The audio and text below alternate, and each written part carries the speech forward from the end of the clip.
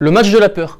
Alors qu'on pensait légitimement après le tirage au sort que ce match constituerait la finale du groupe, Rafael Nadal et Félix Auger-Aliassime ont chuté dès leur entrée en lice, ce qui fait de ce match un match capital pour échapper à l'élimination, puisqu'il va acter l'élimination d'un de ces deux joueurs.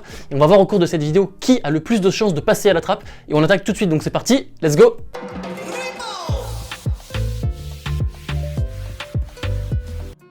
On commence tout de suite par Rafael Nadal qui a donc chuté dès son entrée en lice face à Taylor Fritz et il est clairement dans une spirale négative puisqu'il reste sur 3 défaites de rang. Ça ne lui était plus arrivé depuis 13 ans, qui plus est face à des Américains puisqu'il reste sur une défaite face à Frances Tiafoe du côté de l'US Open, d'entrée à Paris-Bercy face à Tommy Paul et puis donc hier face à un autre Américain, Taylor Fritz. Et Rafael Nadal inquiète particulièrement d'un point de vue physique. On l'avait vu atteint physiquement lors de son 3e set à Paris-Bercy contre Tommy Paul, on l'avait vu éteint et on pouvait mettre ça sur le compte de l'accident, mais on s'est rendu compte hier que ce n'en était pas un puisqu'hier dans son 2e set face à Taylor Fritz, c'était rebelote, on l'a vu complètement dépassé, pris à l'usure par Taylor Fritz, il a complètement refusé le combat physique, il inquiète énormément d'un point de vue physique. On rappelle que Rafael Nadal a connu beaucoup de pépins physiques cette année, en début d'année c'était une fracture à la côte et puis depuis Wimbledon c'est une blessure aux abdominaux et dans ce 2e semestre Rafael Nadal a pris la décision de très peu jouer.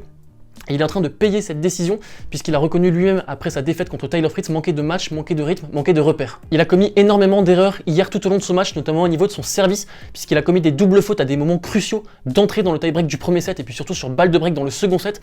Également on a vu un Rafael Nadal qui partait très rapidement à la faute, on le voyait un petit peu forcer ses coups, il voulait vraiment abréger les échanges, il refusait un petit peu le combat physique puisqu'il était dépassé physiquement.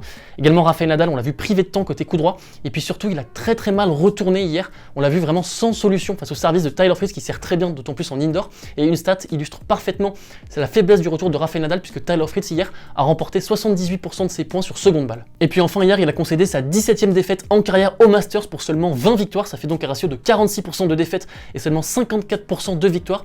Et puis Rafael Nadal n'a plus le droit à l'erreur s'il souhaite redevenir numéro 1 mondial et remporter le Masters, il doit désormais remporter tous ses matchs.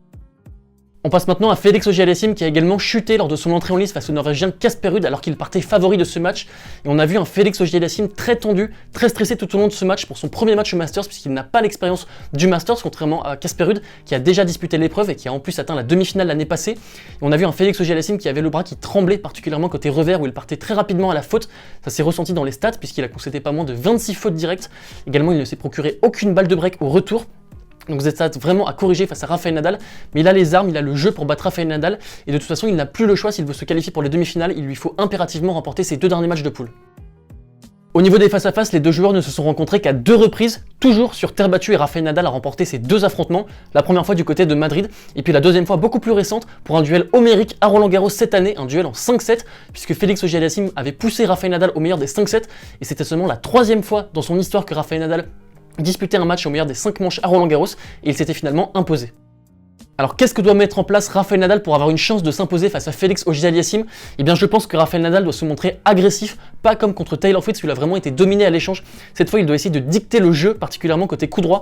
Il doit essayer de trouver beaucoup de longueur afin de faire reculer le Canadien, essayer de coller sa ligne, de prendre la balle très tôt et essayer surtout de dominer la filière courte, essayer de conclure les points en 2, 3, 4 coups de raquette afin vraiment de s'économiser physiquement puisqu'il n'est pas au mieux physiquement. Pour Félix Auger-Aliassime, sa tactique passe principalement par son service puisqu'il a tout intérêt à servir un maximum de première balle puisqu'on sait qu'il s'expose sur seconde balle, d'autant plus si Rafael Nadal se montre agressif lors de ce match.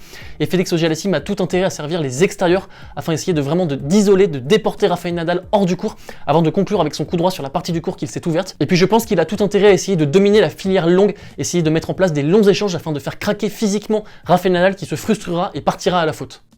Au niveau de mon prono, je vais partir sur une victoire de Félix Auger-Aliassime qui condamnerait donc les chances de Rafael Nadal de sortir des poules et donc de redevenir numéro 1 mondial. Tout simplement puisque Félix Auger-Aliassime dispose d'une confiance absolue en ce moment en indoor. Il a des repères, il a été titré à 3 reprises sur cette surface, à Anvers, à Bâle et puis également du côté de Florence. Il a remporté 27 matchs en indoor tandis que Rafael Nadal n'a pas ces repères-là et ça peut faire la différence. Et puis également la condition physique de Félix Auger-Aliassime me paraît beaucoup plus rassurante que celle de Rafael Nadal. Donc je pars sur une victoire de Félix Auger-Aliassime. À votre tour maintenant de prédire le vainqueur de ce match et pourquoi pas le vainqueur du Masters qui sortira de ses poules avant de remporter le Masters. Quant à nous, on va se retrouver très vite sur la chaîne, donc je vous embrasse et je vous dis à très vite. Ciao!